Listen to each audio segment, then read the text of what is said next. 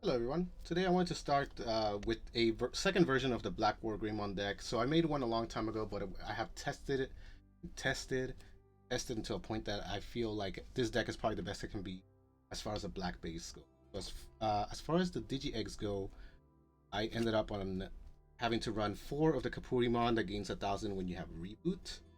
And there will be some reboot options in the cards that I've talked about. So that's egg that I want to run here. Kapurimon with the plus 1,000 for blockers. There's also a lot of blockers in this deck, so you definitely want to have those eggs that give you X plus 1,000. A lot of these cards don't have the big swing that's needed for a lot of different reasons. And so getting those 1,000 early on from the bottom is pretty important. Next, we run 4 of the Agumon that searches. Those top 4, you can add a Dragonkin and a Greymon. Dragonkin, if you didn't know, is also what Wargreymon is. Blackwargreymon is a Dragonkin, so you can actually grab a Blackwargreymon and the Metalgreymon or a Greymon with this card. And I like to pair it up with some Nokias so that you can play it. You can play both together simultaneously. Right, next, I like to run 2 blocker Agumon. Sometimes you just need a blocker for cheap. He does not lose memory when you attack, so he's a pretty good card that can also be played with Nokia. As far as the cards that can be played with Nokia go, these are the only ones they can talk about. Next, I run 4 of the Toyagumon that gives Reboot. This card is incredible. Reboot is an incredible ability that you want to be able to have at the end of your turn when your opponent is unsuspending. Your Digimon also unsuspend. And obviously, off the baby that gets the reboot, you get an extra 1,000 DP with. Next, I run 3 of the Toyagumon that gains 1,000 when you have a blocker. We will have a lot of blockers in this situation. The extra 1,000 helps quite a bit.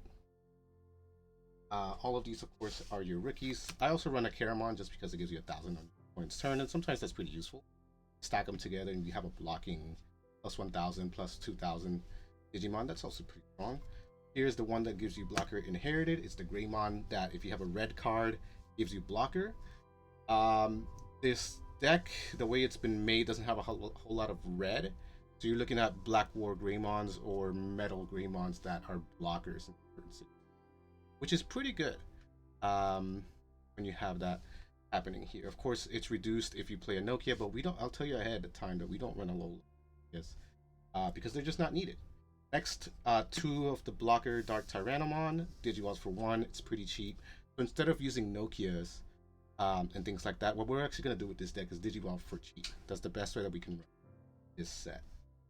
2 Cyclonemons. They are part red, so they can give you some of that red if you need. In some situations, it can make or break some decks to have red under there. If you need it for Blackwargreymon's effect to go off and kill Digimon, that's one way to do it. Next, I actually run 3 Numemons. Digivolves for 1 and can be played for 3. Pretty cheap. So this card is here for multiple reasons. First, it's without the mulligan, it's easy to brick. So if you don't pull any Agumons or Toyagumons or any of those cards, you could just hard drop a Numemon. It only costs 3 for a champion for a level 4. And second, if you want to DNA and you have a Tamer out and you have 1 Digimon out already, you can just drop Numemon and then DNA into Kimeramon, which is one of the cards that we'll talk about here.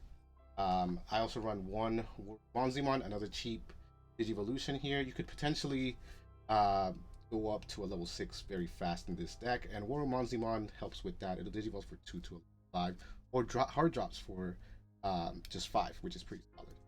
Next, the card I was talking about already, Kimeramon. I run 2.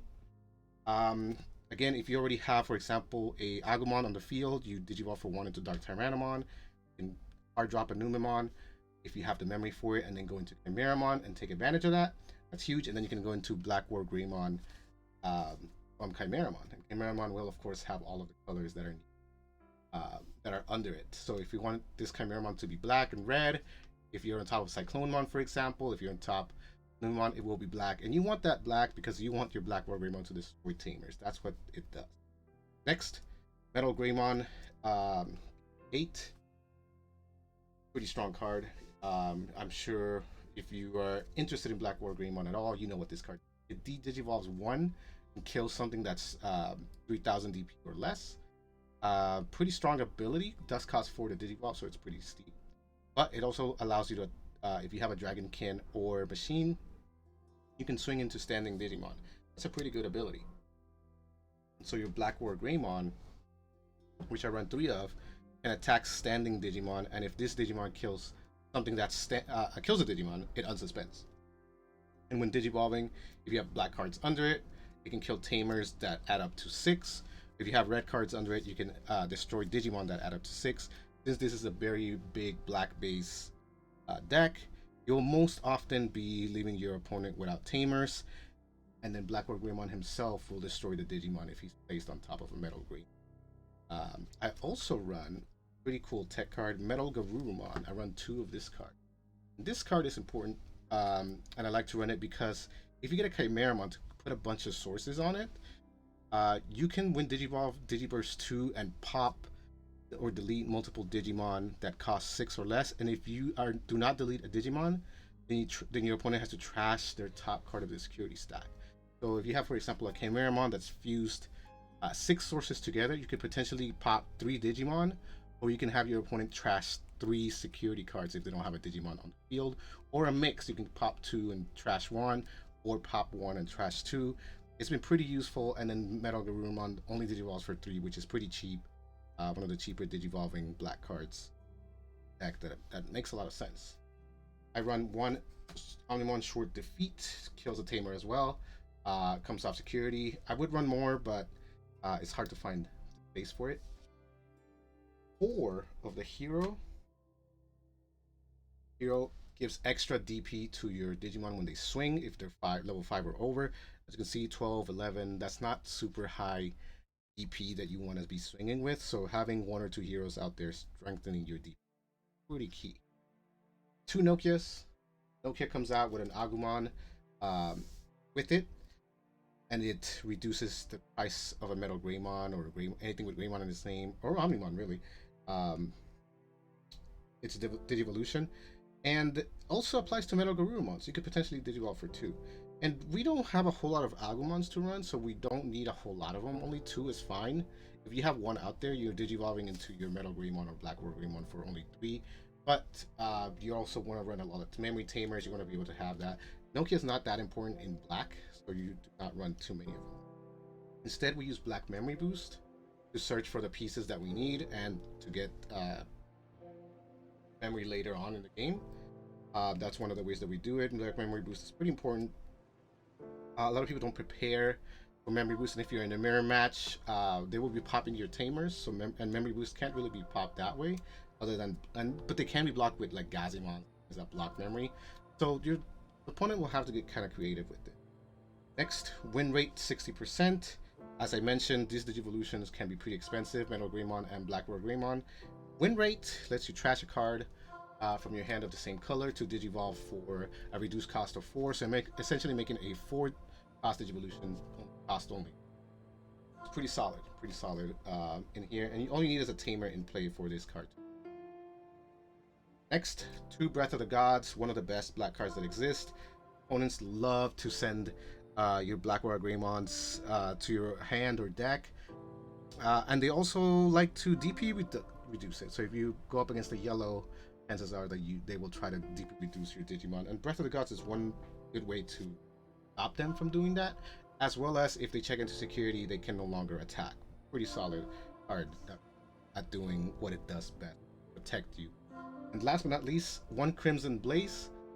Crimson Blaze that activates thanks to having a red Tamer, or you got some of the stronger Digimon out there.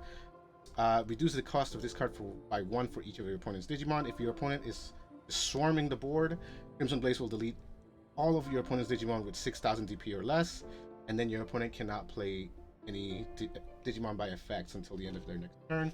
Pretty strong card. I would probably run more if I could find, some flexibility with it. A lot of these cards I would definitely increase the number for if on a side deck situation, particularly Crimson Blaze. I just really like what it does against a lot of different decks. So that has been the deck profile. This is Blackwargreymon 2.0 with a black base. Pretty solid. I like running it. Tell me what you think about this deck and what changes would you make, and I'll see you in the next video. You subscribe.